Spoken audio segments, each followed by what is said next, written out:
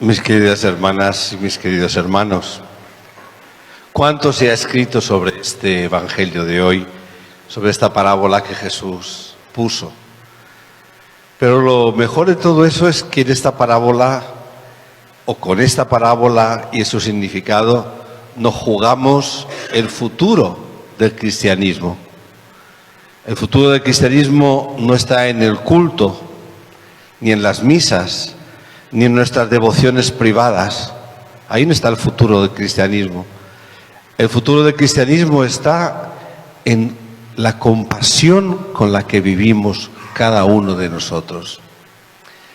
Podría explicar muchas partes de este Evangelio, pero permítanme que escoja el caracú de lo que dice hoy. Habla del prójimo, quién es mi prójimo, cómo hacerme prójimo. Eso creo que lo entendemos. Un sacerdote bajaba de Jerusalén, es decir, que bajaba del templo y se iba a su casa. Luego pasó un levita, que también bajaba del templo y se iba a su casa. Y se encontraron los dos con uno que estaba herido y pasaron de largo. Luego un samaritano, que es un samaritano, un habitante de una región que se llama Samaria, que eran considerados como malditos de Dios. Los samaritanos eran los herejes, los que se habían separado del culto auténtico a Dios Yahvé. Pues ese que es un hereje y que es un maldito de Dios, dice Jesús, fue el que separó, el que curó, el que llevó la fonda, el que pagó por él y el que a la vuelta de su viaje pasó a mirar cómo estaba. Fíjense ustedes cómo les sonaría eso a los que estaban escuchando a Jesús. Debían pensar, este hombre no sabe lo que dice. ¿Cómo un hereje, cómo un maldito de Dios va a ser el que haga el bien? Precisamente en las parábolas de Jesús lo que importa es el contraste fuerte que él plantea para que nos demos cuenta de cuál es el mensaje. El mensaje claro es que el culto, en nuestro caso serían procesiones, misas, rezos, devociones, adoraciones. Todo eso es pura mentira y pura idolatría si primero no tiene el servicio al hermano. Así de radical es la palabra de Dios. El sacerdote y el levita eran hombres de culto, pero prefirieron más cumplir la ley que ayudar a un hermano suyo. El samaritano no era hombre de templo, era maldito de Dios, pero él comprendió que no podía dejar en el piso a un hombre herido y moribundo, sino que tenía que ayudarle. Ese contraste tan fuerte nos llama la atención a todos nosotros y sobre todo el cristianismo que se vive en Paraguay. No el cristianismo que se vive en San Roque, sino el cristianismo que se vive en Paraguay y en muchos sitios más, que es querer separar la vida de la fe. ¿Cuántos cristianos guau hay en nuestro país? Quedémonos en casa. ¿Cuántos cristianos guau hay en nuestra parroquia? Que por una parte dicen que son cristianos, incluso vienen a misa, tienen santos en sus casas, incluso rezan rosarios, pero luego su vida no se condice con lo que dice. Esa división entre la vida y la fe es la mayor idolatría que se puede tener. Los protestantes dicen que nosotros somos idólatras porque adoramos a las imágenes. Es una tontería más de las muchas que dicen. No. La idolatría auténtica está cuando queremos adorar a un Dios que nos separa del hermano. Decía una vez un nuncio del Papa cuando llegó a Paraguay hace ya unos años, dijo, ¿cómo es posible que Paraguay, que es el país más católico de América Latina, fuerte, el país más católico de América Latina, sea también el país más corrupto de América? ¿Cómo es posible? Por eso. Porque yo puedo ser un corrupto, sinvergüenza, ladrón, politiquero, como ocurre en nuestro pueblo, y luego publicar en Facebook Sagrado Corazón de Jesús, Virgencita, gracias a Dios. O ser un sinvergüenza y luego en las filas de los colegios y recemos un Padre Nuestro mientras tu vida es una vida de sinvergüenza. Aquí la gente, y me llama mucho la atención, no le parece una contradicción ser mentiroso o ladrón o votar a los corruptos y sinvergüenzas y luego decir que yo creo en Dios. Y están tranquilos, no pasa nada, no pasa nada. Por la mano derecha soy un corrupto y con la mano izquierda soy muy cristiano. Hoy precisamente el Evangelio, el centro de esta parábola, viene por ahí. Fíjense ustedes, nos dice Jesús, como estos tan santos que vienen del templo no tienen compasión. Por eso Jesús, y con razón, dijo, muchos últimos serán primeros y muchos primeros serán últimos.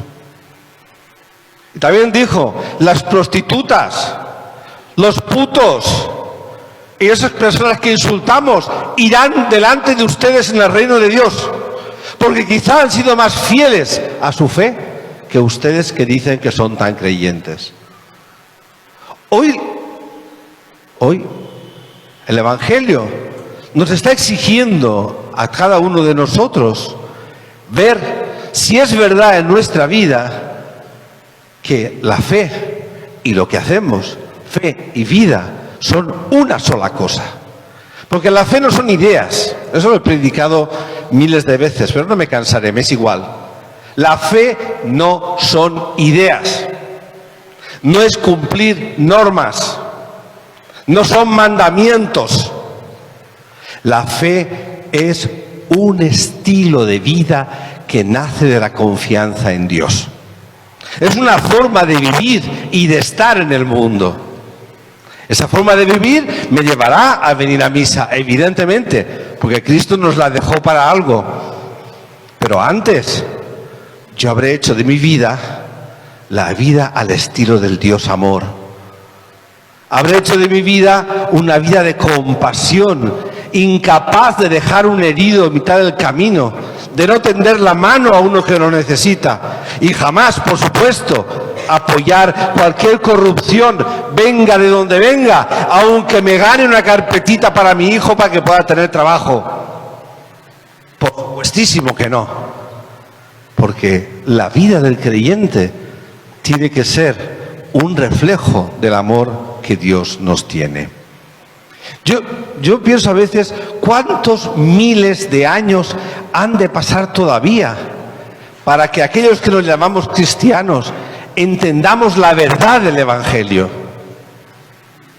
Hay gente que no quiere ni oír hablar del Evangelio, porque el Evangelio nos mueve de nuestros sillones, nos mueve de nuestra vida y nos dice, oye, cuidado, no es así. Para hacer un mundo diferente al que tenemos, necesitamos hombres y mujeres que vivan su bautismo como transformadores de la sociedad. Pero evidentemente no podemos ser transformadores de la sociedad si primero no nos transformamos nosotros, o al menos lo intentamos. El Evangelio de hoy es fuerte. Si fue duro para los hombres del tiempo de Jesús, es duro también para los que nos llamamos cristianos hoy. Muy duro porque nos recuerda nuestra hipocresía. Y nadie quiere que alguien le llame la atención y le llamen hipócrita. A nadie nos gusta.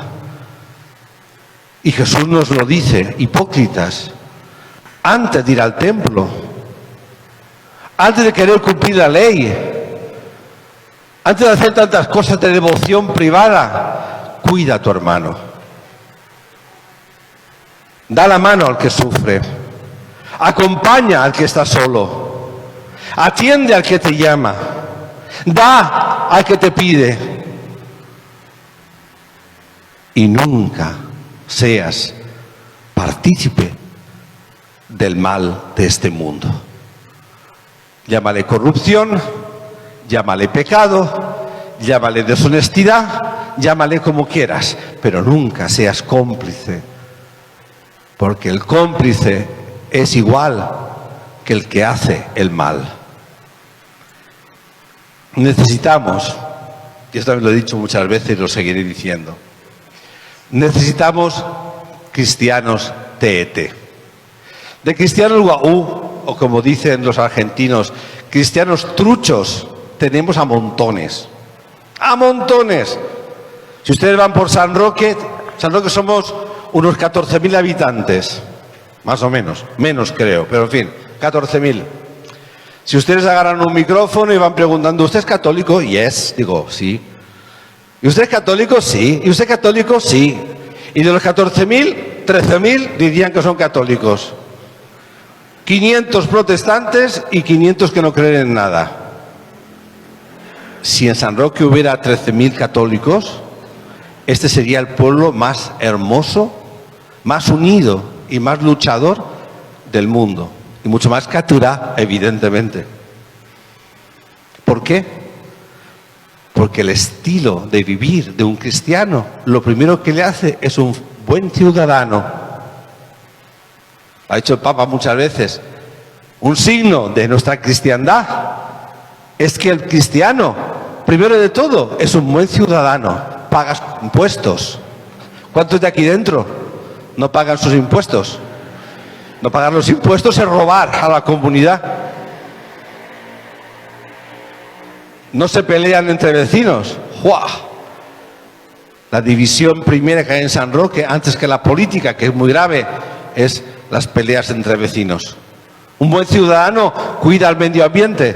Yo cuando venía de casa hacia aquí esta mañana, había todo un rosario de basura por el camino. Todo. Había desde tapabocas, vasos, bolsas, de todo.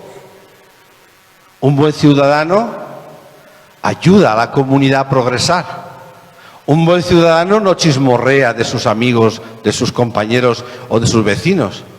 Un buen ciudadano herea. ¿Por qué un buen cristiano es un buen ciudadano? ¿Por las leyes que hay en el país? No. Le sale del corazón. Le sale del corazón. ¿Por qué eres un buen cristiano? ¿Porque tú tienes unas normas que tienes que cumplir? No. Si eres cristiano porque obedeces normas, no eres cristiano.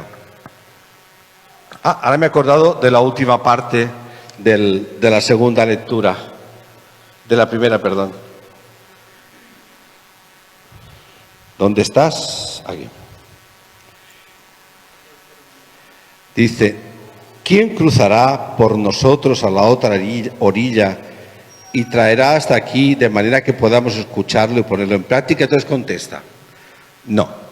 La palabra está muy cerca de ti, en tu boca y en tu corazón, para que la practiques. Nuestra fe va de dentro a fuera, no de fuera a adentro. No son fórmulas ni formas. No está en saberse muchas oraciones de memoria. No está en saberse los 10 mandamientos. Está en que del corazón, de sentir el amor que Dios me tiene, yo sea capaz de tener compasión. Sea capaz de ver a mi hermano y de descubrir en cada hombre, en cada mujer, a mi prójimo. Ahí está la religión auténtica. Ahí está la fe auténtica. Después le pueden añadir lo que quieran. ¿Que les gusta el rosario? Bendito sea Dios. ¿Que les gusta más hacer el Vía Crucis? Bendito sea Dios. ¿Que les gusta más rezar un Padre Nuestro antes de ir a la cama? Bendito sea Dios. Pero antes, mucho antes, que ese amor de Dios que está en cada uno de nosotros salga de dentro a afuera y se transforme en una forma de vivir en que la compasión haga que todo hermano mío sea mi prójimo. ¿Algún día lo entenderemos eso? Al salir de la iglesia, el 99% de los que están aquí se olvidarán de lo que he dicho. Y continuaremos, por una parte, la vida y por otra parte la fe. Y seguiremos siendo hipócritas y seguiremos dando mal ejemplo a los jóvenes de lo que es ser cristiano. Qué importante es escuchar la palabra de Dios. Escuchémosla y dejemos que ella entre en nuestro corazón y nos transforme. Que así sea.